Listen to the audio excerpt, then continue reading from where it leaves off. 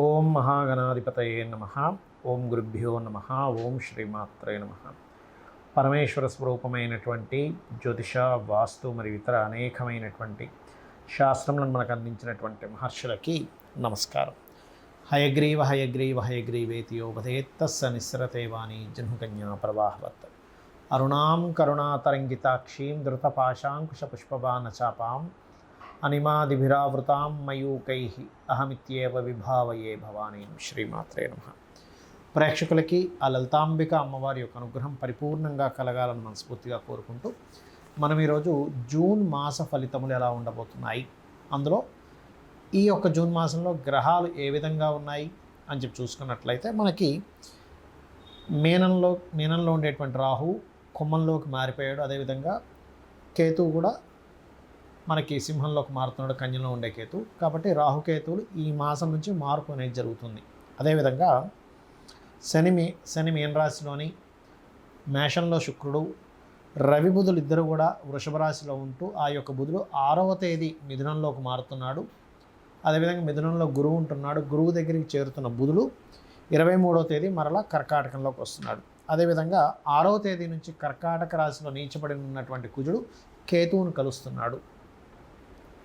కాబట్టి ఈ యొక్క గ్రహస్థితిని అనుసరించి ద్వాదశ లగ్నాల వారికి, లగ్నం తెలియని వారు రాశి వారికి ఎలా ఉండబోతుంది, ఏ విషయాల్లో జాగ్రత్త తీసుకోవాలి.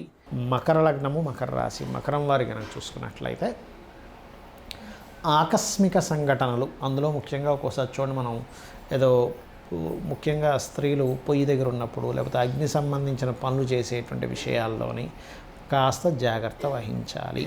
అయితే మీకు ప్రధానంగా ఇక్కడ ఎల్లాడి శని అయిపోయింది, శని కూడా ముందుకు వెళ్ళిపోయాడు, 3వ స్థానంలోకి వెళ్ళాడు. కాబట్టి చేసే ప్రయత్నాలు కాస్త గట్టిగా ప్రయత్నం చేయడం వల్ల సఫలీకృతం కూడా అవుతాయి, అందులో ఎటువంటి సందేహం లేదు. కాకపోతే మీరు ఏదైనా ల్యాండ్కి, అందులో ముఖ్యంగా యాన్స్టస్ ప్రాపర్టీ రిలేటెడ్ సంబంధించినవి ఏవైనా అమ్ముదాము లేనట్లయితే వాటికి సంబంధించిన సంబంధించినటువంటి అంశాలలో చూసుకున్నట్లయితే ఆ యొక్క విషయాల్లో అనుకూలత అనేటువంటిది లభిస్తుంది, అందులో ఎటువంటి సందేహం లేదు. అలాగే మరొక విషయం ఏంటంటే ఇక్కడ 6వ స్థానంలో గురువు ఉన్నందుకు ముఖ్యంగా రుణము లభిస్తుంది. అదేవిధంగా 4వ స్థానాధిపతి కుజుడు కేతువుతో కలిసినందుకు గవర్నమెంట్ ఆక్షన్స్లో కొంతమంది ల్యాండ్స్ని తీసుకుంటూ ఉంటారు. అది మళ్ళీ ఏదో కొన్ని సందర్భాల్లో అవతల వాళ్ళు మళ్ళీ వచ్చి లేదు ఇది అలా ఇస్తుంది మీ గవర్నమెంట్ అని కొన్ని అబ్జెక్షన్స్ ఇట్లాంటివి ఉంటుంటాయి. కాబట్టి ఈ యొక్క విషయాల్లో కొంత జాగ్రత్తగా ఉండాలి. అలాగే ఏదైనా మిషనరీస్ కొనేటప్పుడు ఈ యొక్క అంశాల్లో కొంత జాగ్రత్తగా ఉన్నట్లయితే సరిపోతుంది. అయితే ఇక్కడ ఈ వివాహ సంబంధించిన విషయంలో ముఖ్యంగా 18, 19, 20, 21 తేదీలు మరింత జాగ్రత్తగా ఉండాలి. ఈ వివాహ సంబంధించిన నిర్ణయాలు ఇటువంటి విషయాల్లో, అందులో ముఖ్యంగా 18, 19 తేదీలు ఎవరికైనా మనీ ఇచ్చేటువంటి విషయాల్లో కాస్త జాగ్రత్తగా ఉండండి. వివాహ నిర్ణయాల విషయాల్లో కూడా కాస్త జాగ్రత్తగా ఉండండి. అదేవిధంగా ఉద్యోగ సంబంధించినటువంటి విషయాల్లో ఉన్న ప్రదేశం నుంచి వేరే ప్రాంతానికి మారడం ద్వారా మీకు ఉద్యోగ అవకాశాలు వస్తాయి ఈ నెలలో, ముఖ్యంగా గుర్తుపెట్టుకోండి.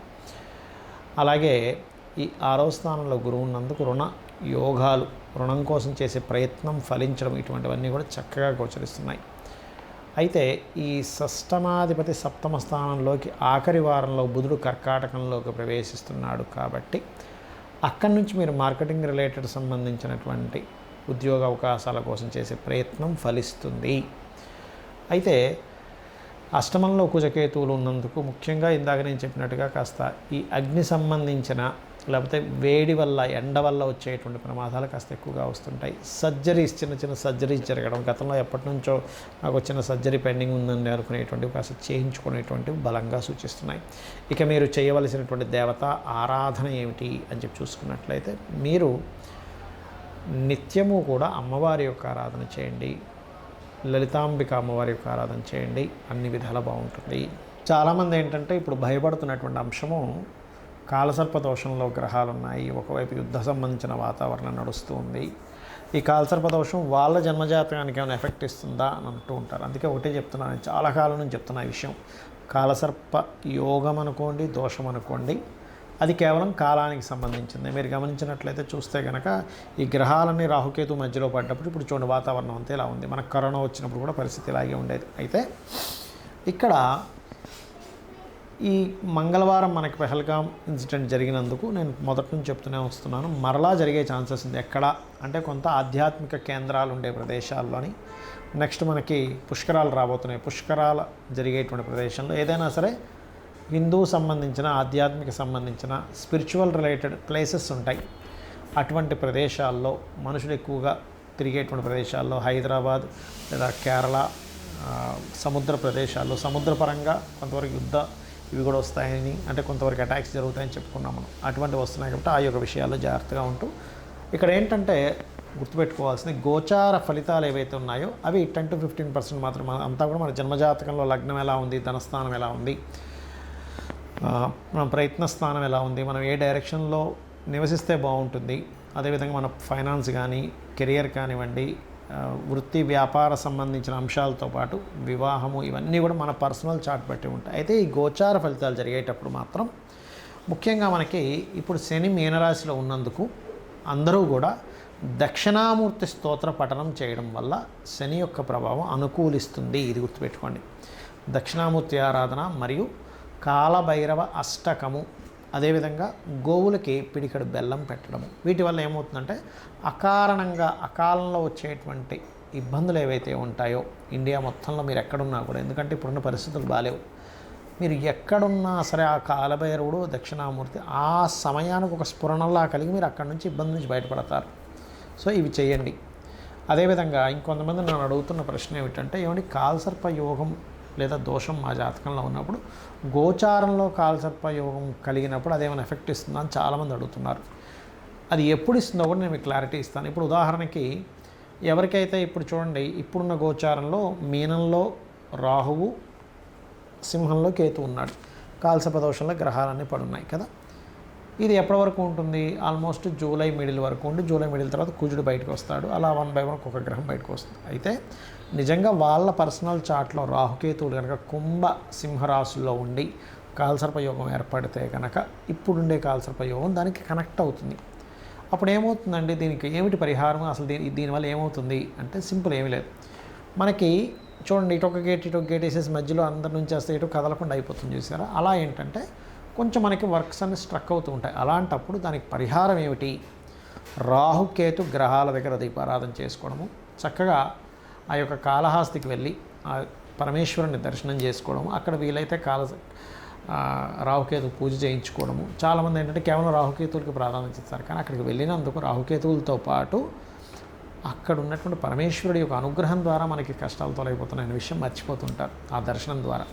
అదొకటి ముఖ్యంగా చేయించుకుంటూ మీకు దగ్గరలో ఆలయంలో రాహుకేతు గ్రహాల దగ్గర దీపారాధన చేయడము, లేనట్లయితే రావి చెట్టు కింద మనకి ప్రతిష్ఠ చేసినవి ఉంటాయి, వాటి మీద పసుపు కుంకుమ గంధం కలిపినటువంటి వాటర్ని వేయడము, ఇవి ఎక్కువగా చేస్తుండాలి. అయితే మనకి రాహుకేతువుల మార్పుల వల్ల ముఖ్యంగా మనకి జరిగేది ఏమిటంటే, కేతువు మార్పు వల్ల ల్యాండ్ రేట్స్ చక్కగా పెరుగుతాయి, బంగారం కొంతవరకు ఆగుతుంది ఒక దగ్గర.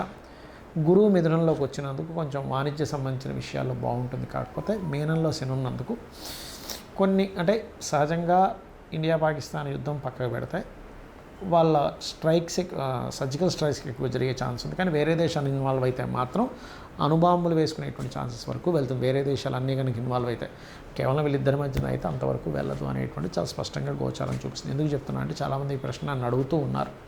ఇదొకటి. అయితే పరిస్థితులు ఎలా ఉన్నప్పటికీ కూడా మీరు గనక దక్షిణామూర్తి ఆరాధన, కాలభైరవ అష్టకము కనుక చదువుకుంటూ అమ్మవారి ఆరాధన కనుక చేసుకున్నట్లయితే ఖచ్చితంగా అమ్మవారి అనుగ్రహంతో మీరు ఎటువంటి ఇబ్బంది లేకుండా బయటపడతారు. బయటపడాలనే మనస్ఫూర్తి కోరుకుంటున్నాను. శ్రీమాత్రే నమః.